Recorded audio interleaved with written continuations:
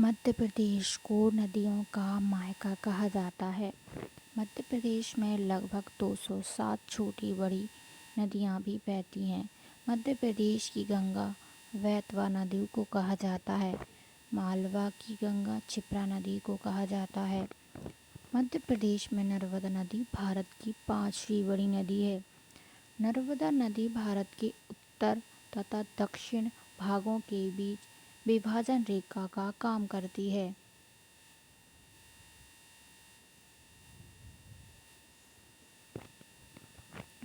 वर्ष 2009 में सिंध नदी से बना पुल प्रदेश की सबसे लंबा नदी पुल है। इसकी लंबाई 2500 मीटर और 2.5 किलोमीटर है, जबकि इससे पहले प्रदेश का सबसे लंबा पुल तवा नदी पुल था और इसकी लंबाई 1322 मीटर है।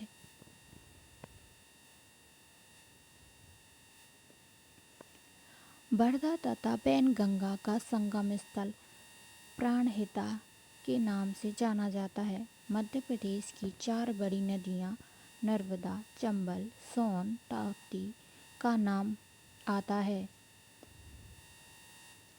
किसी भी देश या राज्य की जीवन रेखा नदी ही होती है। विश्व में सर्वाधिक नदियाँ भारत में ही प्रवाहित होती हैं।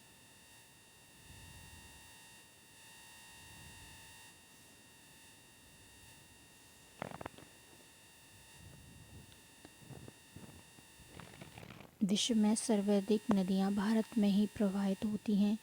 भारत में सर्वाधिक नदियाँ मध्य प्रदेश में प्रवाहित होती हैं। मध्य प्रदेश में प्रवाहित होने वाली नदियाँ प्रायद्वीपीय नदियाँ हैं। मध्य प्रदेश में अमरकंटक से 3 किलोमीटर के अंतर से 2 नदियाँ निकलती हैं, जिसमें से नर्मदा व सोन नदी का उद्गम होता है। मध्य प्रदेश की सोन नदी को स्वर्ण नदी भी कहा जाता है। चंबल नदी का प्राचीन नाम चर्मवती है।